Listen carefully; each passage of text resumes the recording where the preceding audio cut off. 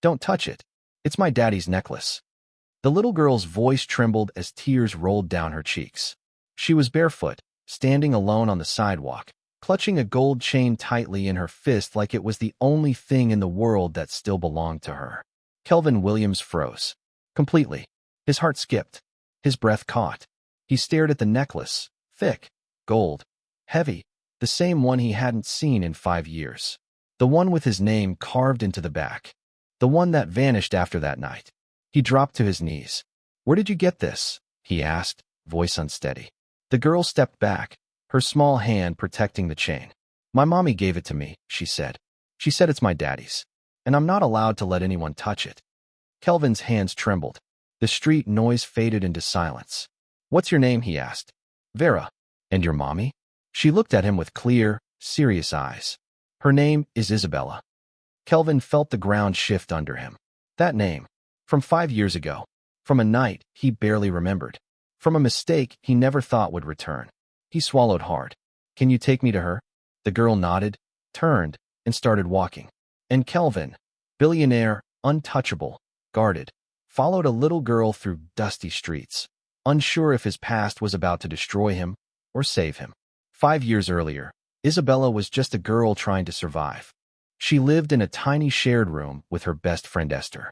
She had no family, no real job. Most nights, she went to bed hungry. But her eyes still held hope. "One day, my story will change," she used to say.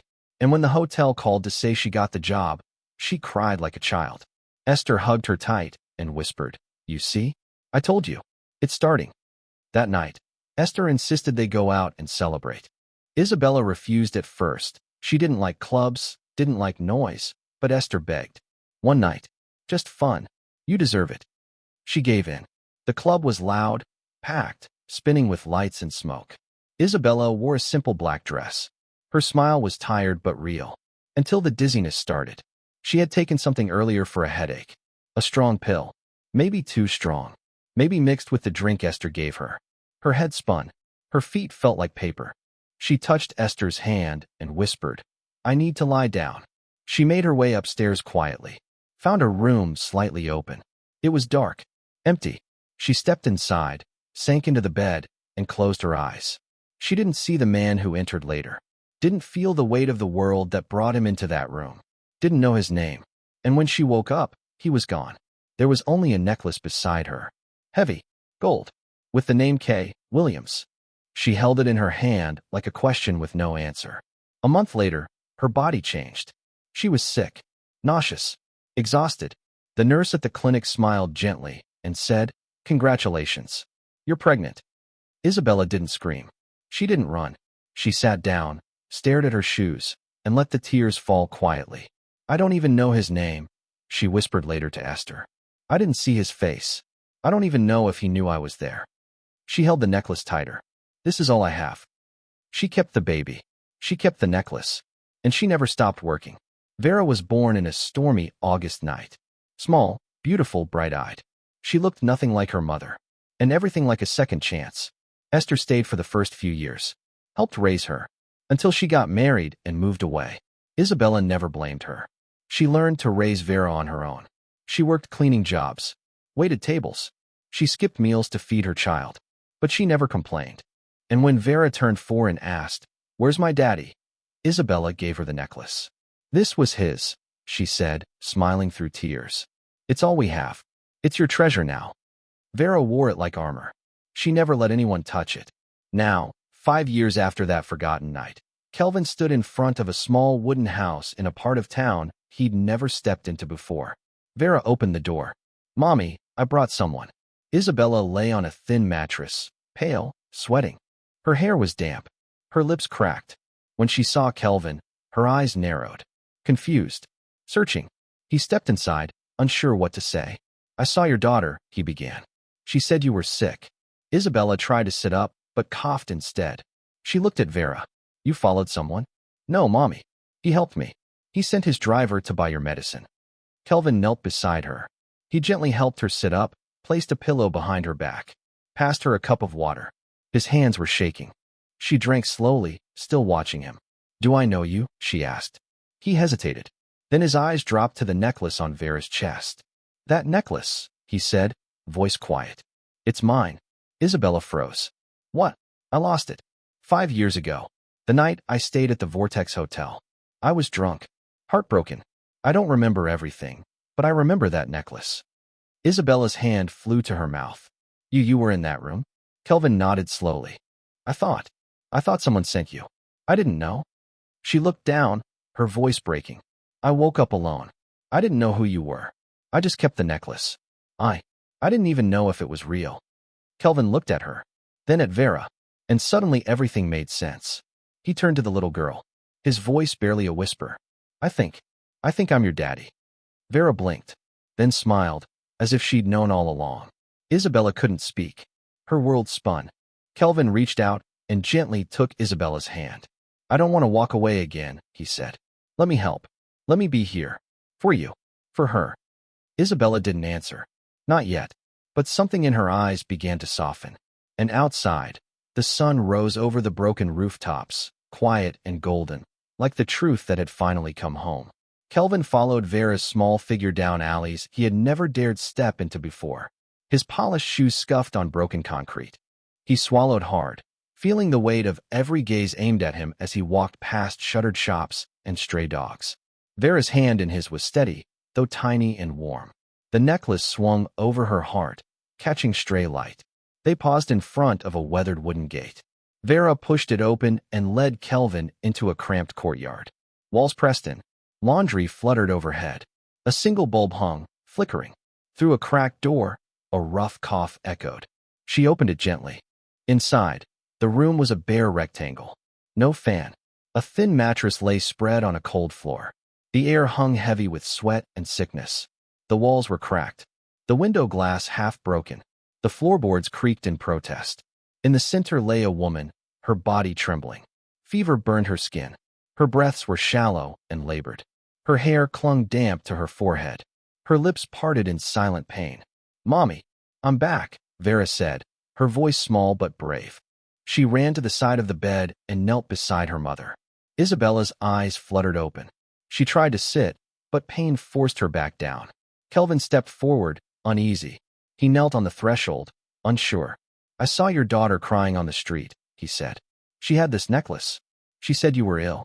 I couldn't walk past that. Isabella's gaze flitted over him. Confusion and fragility lay in her eyes. She coughed, covering her mouth with her hand. Her voice was weak, but she said, Why are you here? Kelvin swallowed hard. Because this necklace was mine. Because your child deserves medicine. Because I can't ignore her. I don't want to pretend I don't exist anymore. Isabella's eyes narrowed in pain and disbelief. The lines of hardship in her face sharpened. She attempted a small gesture. Don't come closer. I don't know who you are. Kelvin nodded, respecting the distance. I understand, but let me help. He lifted a plastic bag from his driver, just delivered, and held it out. Inside, bottles, pills, antiseptic, water. Her breath caught. You had someone bring these? He nodded. Yes, everything the doctor prescribed. I'll stay until you feel better. His voice wavered. He looked at Vera, silent but watchful. The necklace glinted between them. Isabella accepted the bag, trembling. She looked away. Thank you, she whispered. Kelvin sat on a stool near the bed. Silence fell, heavy and brittle. Vera nestled beside her mother, stroking her hair.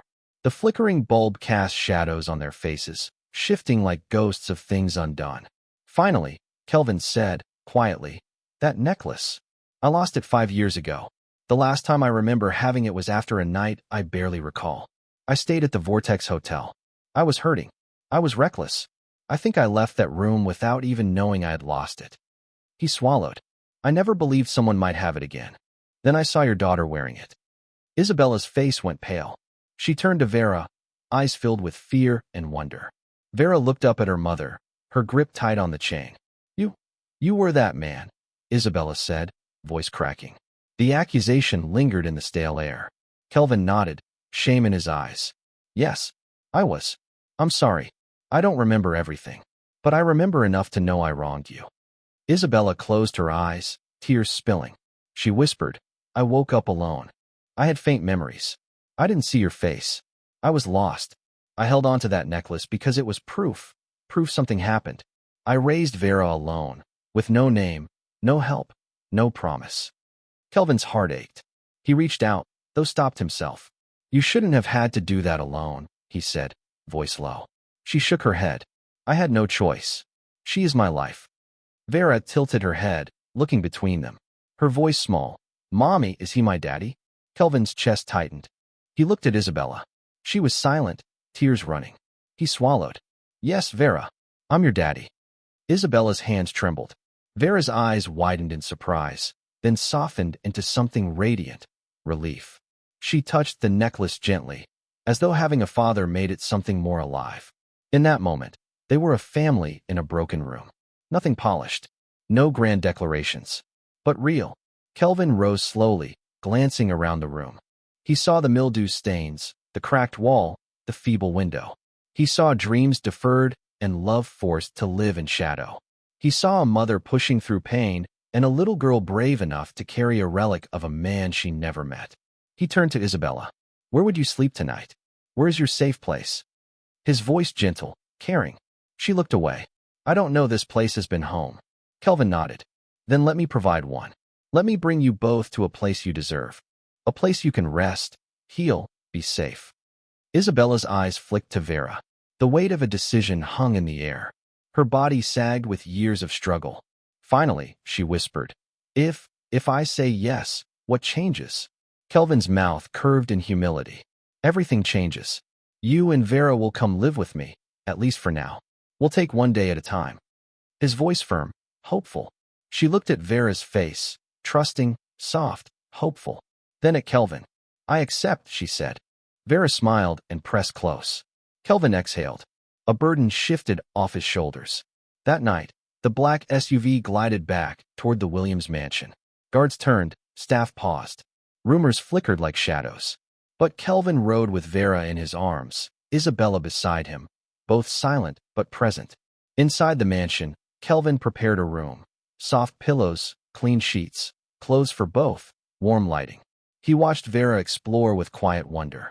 She stopped at mirrors, touched walls, examined ceilings, all with amazement. Isabella followed slowly, touching door frames, scenting the air. This place was unthinkable to her. Kelvin found her later in the guest room. She sat on the edge of the bed, hands clasped, silent. He sat near her. You okay? He asked softly. She looked at him. This feels like a dream. I don't deserve this. He shook his head. You do. You and Vera both. No one else built your world. You did alone. It's time you rested. She bit her lip. Tears gathered. She looked at him. I need time. He nodded. Take all the time you need. He stood, moved to go. She whispered, Kelvin. He paused. She looked down. Thank you for finding us. He turned. Soft smile. We're only beginning to find each other. Later, he walked through the mansion quietly, checking halls. He paused outside a tall window, looking at the quiet compound. The lights shone. Guards patrolled. He touched the cool glass, thinking of how fragile this moment was and how much danger might lie ahead. The past wasn't done. The world outside would hear rumors, ask questions. Shadows might rise. But for tonight, in this quiet space, he allowed himself to feel something he hadn't in years. Hope. The scent of cinnamon wafted through the Williams mansion the next morning. Vera was sitting on the kitchen counter, her legs swinging, watching the cook stir pancake batter. She still wore the gold necklace proudly over her pink t-shirt, like armor. Kelvin passed by the doorway and paused. He didn't say a word. He just watched her. His daughter. It still didn't feel real. Meanwhile, Isabella stood barefoot by the balcony. She was dressed in one of the soft robes a housemaid had handed her. She looked out at the garden, stunned by the flowers she never thought she'd see outside of magazines. Her hand rested gently over her heart. She didn't know how to feel. Safe. Maybe. Loved? Not yet. Confused? Absolutely. Kelvin approached slowly. Good morning, he said, his voice gentle. She turned. Morning, she replied. Her eyes were unreadable. I hope you slept well. I haven't slept like that in years, she admitted. He smiled faintly. Then I'm glad.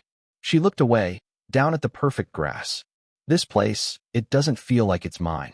It's not, Kelvin said honestly. But you're welcome here. That's different. Isabella nodded slowly. Then came the silence. And in that silence, something shifted. He didn't touch her. He didn't move closer. But his presence filled the space like a question she wasn't ready to answer. Later that day, Kelvin left for work, leaving mother and daughter to explore the house. Isabella tried to relax. She helped Vera organize her clothes, showed her how the light switches worked, even let her soak in a tub for the first time in her young life. Vera's laughter echoed off marble walls. The sound didn't belong in this house, but it was the most beautiful thing it had ever held. But not everyone was laughing. That afternoon, the front gates opened, and in came stilettos, red lips, and suspicion. Trisha. Her car was black, her outfit tighter than usual, her heels sharper than her mood. The staff greeted her with their usual rehearsed respect. She didn't smile back. She walked into the mansion and froze. There was Isabella, standing by the dining table, folding a cloth napkin. And there was Vera, humming as she drew flowers in crayon. What is going on here? Trisha's voice cut like glass. Isabella turned, startled. Oh, Mr. Kelvin invited us. You what? Trisha snapped. He brought you here? Why? Isabella stepped back, confused. He said he wanted to help. Trisha's eyes narrowed. Help? With what? Cleaning the kitchen? Raising his bastard child? Isabella stiffened. Her hand instinctively reached for Vera, who had looked up, wide-eyed. Please, ma'am, Isabella said softly. There's no need. There is every need, Trisha snapped. She stepped closer, her voice low and venomous. You don't belong here. You're a mistake. One night. That's all. Don't confuse it with a place in this house or in his heart. Isabella stood frozen, mouth slightly open. Then Trisha did something cold. She walked over and shoved her. Not hard, but enough. Isabella stumbled backward, and Vera, still clutching her drawing, slipped and hit the floor. The sharp edge of a low step grazed her cheek. She cried out, blood trickling from the cut. Mommy, she screamed. Isabella rushed to her, pulled her up, holding her close. Vera sobbed into her shoulder. You hurt her, Isabella whispered in shock. She's bleeding. She shouldn't be here. Trisha barked. Neither of you should. She turned on her heels, marched upstairs, and slammed the door. Kelvin came home hours later. He stepped out of the car, smiling, until he saw them. Isabella and Vera, sitting by the gate, in the dust, in the heat, the child's cheek red and swollen, the mother exhausted. He ran to them. What happened? Isabella couldn't speak. Her voice was shaking.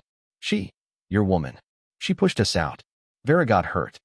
Kelvin's face turned to stone. He scooped Vera into his arms. Come inside, he said firmly. Now. Inside, he found Trisha on the couch, pretending nothing happened. He didn't speak. He just grabbed her by the wrist and pulled her into a side room, shutting the door behind them. What did you do? He hissed. She's nothing. Trisha snapped. And you brought her here like she's something. Like she matters. Kelvin was shaking now.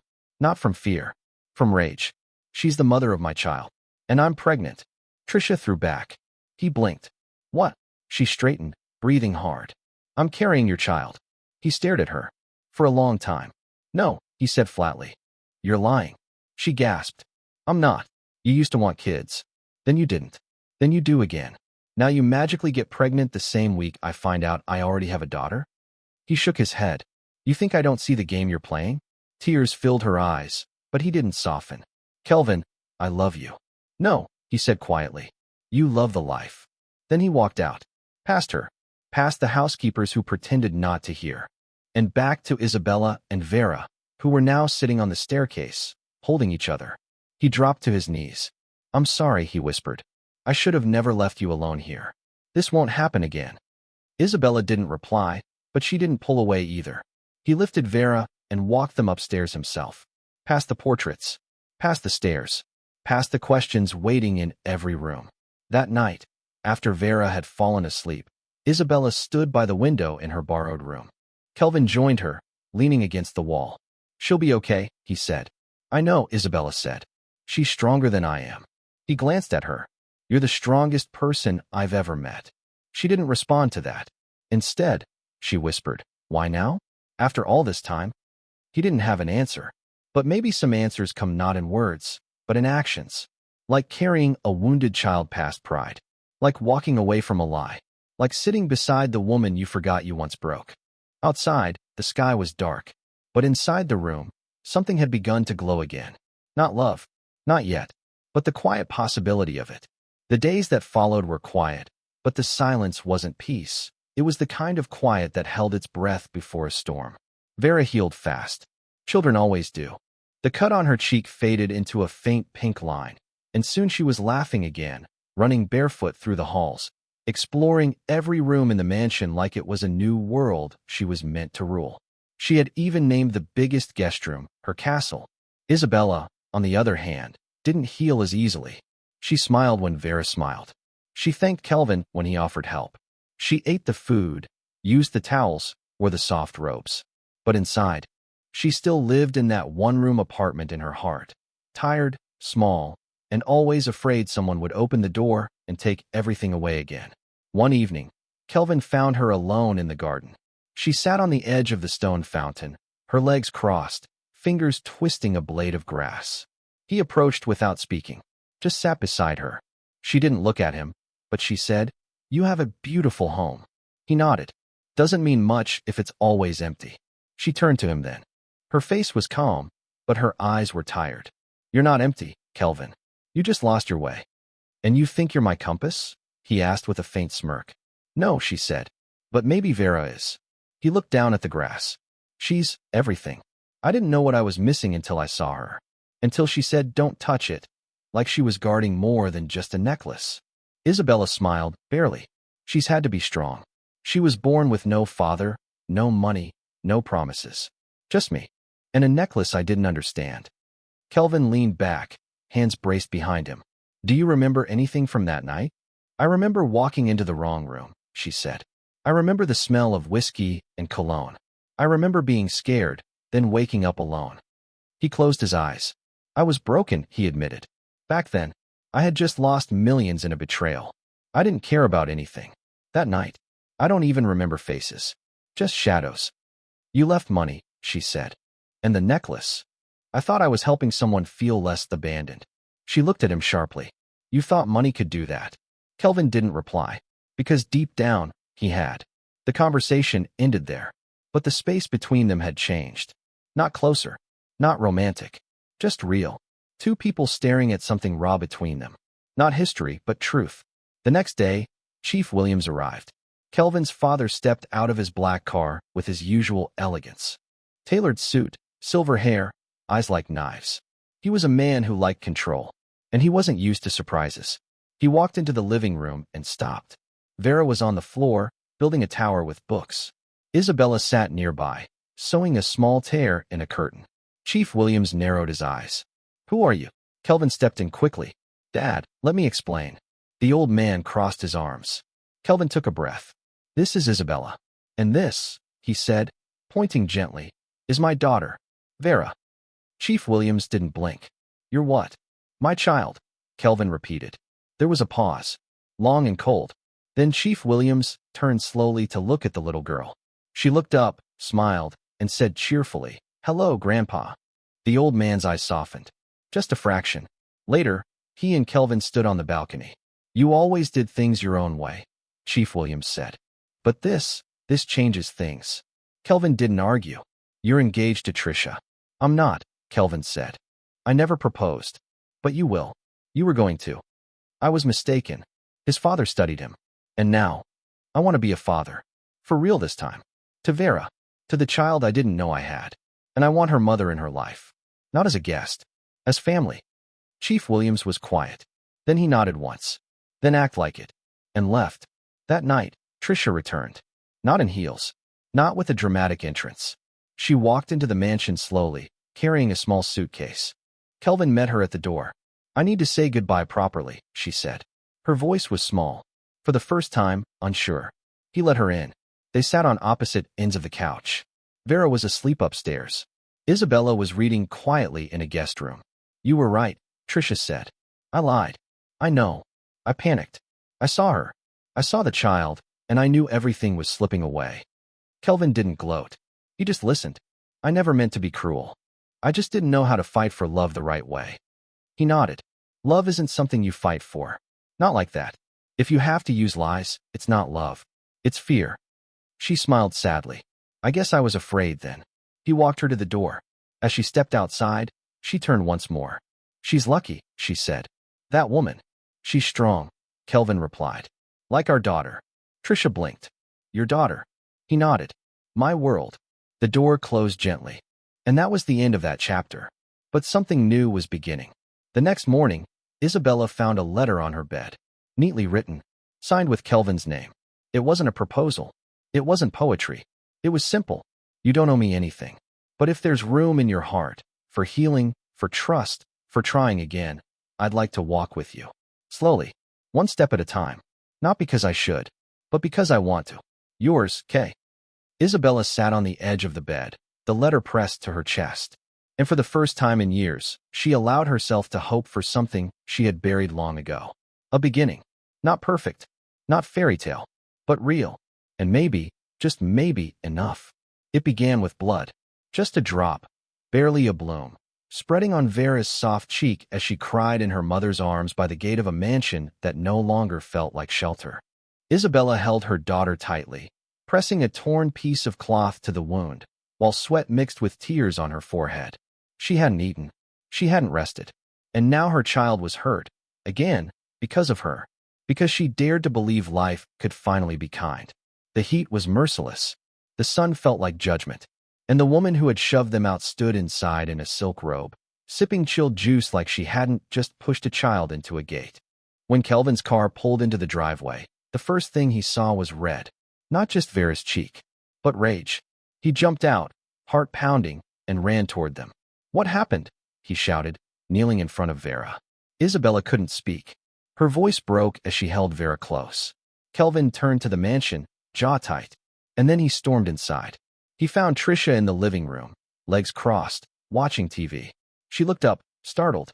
What's going on? She asked, calmly, too calmly. What the hell did you do? Kelvin barked. You put your hands on them. You pushed Isabella out of this house. You hurt a child? She doesn't belong here, Trisha snapped. Neither of them do. I'm the one you're supposed to be with. Or did you forget that I'm pregnant? He stared at her, not blinking. Then, are you? Trisha faltered. What do you mean? Are you really pregnant? He asked again, voice flat, ice cold now. You lied about that once. Don't think I didn't find out. Her lip trembled. I wanted you to choose me, she whispered. I did choose, he said. But not you. Not the lie. Not this. And without another word, he turned around, walked back outside, and took Isabella and Vera by the hand.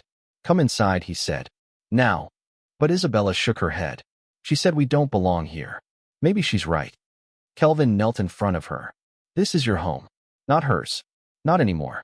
I should have protected you both the moment I found you. I failed. But I'm fixing it now. They stepped back into the mansion. Trisha was already gone, packed and vanished by nightfall. No screaming. No drama. Just silence and a slammed door. The days that followed weren't easy. Isabella tended to Vera's cheek, applied ointment, and whispered soft lullabies until the child forgot the pain. Kelvin gave them space, but never too much. He was there. Every morning. Every night. He cooked once. Burned the eggs. Isabella laughed for the first time in days. One evening, Vera tugged on his sleeve and asked, Daddy, are you staying forever now? He crouched down and looked her in the eyes. Yes, princess. I'm not going anywhere. She threw her arms around his neck, and something deep in him healed. Kelvin's father, Chief Williams, paid a visit 2 weeks later.